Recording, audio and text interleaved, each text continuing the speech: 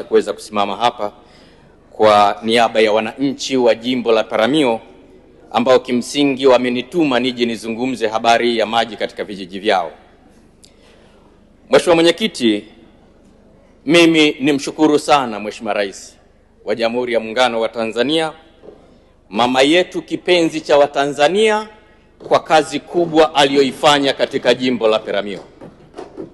Mheshimiwa Mwenyekiti, miaka 5 iliyopita sisi wananchi wa jimbo la Peramiho tulikuwa tunapata maji kwa 67.7, lakini leo tunavyozungumza mpaka sasa tumekwisha fika 79.3.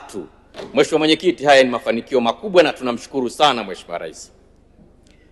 Lakini Mheshimiwa Mwenyekiti, wananchi wa jimbo la Peramiho wana utamaduni wa kushukuru, lakini huwa wanaamini kushukuru ni kuomba tena.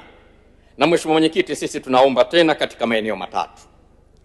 Eneo la kwanza, tunaomba miradi ile ambayo tayari ilikuwa imekwisha patiwa fedha zaidi ya shilingi bilioni 4,451.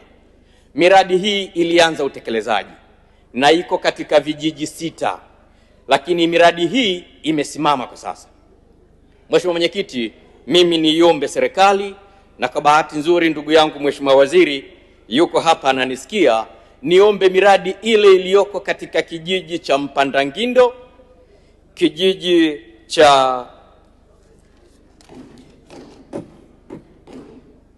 Makwaya, kijiji cha Maleta, kijiji cha Liweta, kijiji cha Mdunduwalo. Mheshimiwa Mwenyekiti, maeneo haya yamekuwa na changamoto kwa muda mrefu, lakini iko miradi ambayo utekelezaji wake ulikuwa umesogea kwa kiwango kikubwa, ikiwemo pia katika kijiji cha Kitulo. Mimi nimwombe sana Mheshimiwa Waziri, katika bajeti hii pesa iliyobaki ili kukamilisha miradi hii, Mheshimiwa Mwenyekiti, serikali iweze kutupatia, ili wananchi takribani 17,565 katika vijiji hivi 6 wanahitaji maji yaweze kupatikana katika eneo hili ili wapate maji yaliyo safi na salama. Lakini Mheshimiwa Mwenyekiti, viko vijiji viwili, vijiji hivi vilikuwa na miradi ya maji, na miradi ile Mheshimiwa Mwenyekiti ni miradi chakavu, kwa sababu vijiji hivi vilikuwepo toka miaka 1960 na miradi hii ilikuwepo toka wakati huo kabla hatujapata uhuru. Mheshimiwa Mwenyekiti, kiko kijiji cha Mpitimbi A, lakini kipo kijiji cha Mgazini. Vijiji hivi Mheshimiwa Mwenyekiti, idadi ya watu imeongezeka, imekuwa kubwa sana. Mheshimiwa Mwenyekiti, niombe sana sasa wizara yetu ya maji itusaidie kufanya ukarabati katika maeneo haya ili wananchi hawa waweze kupata maji yaliyo safi na salama.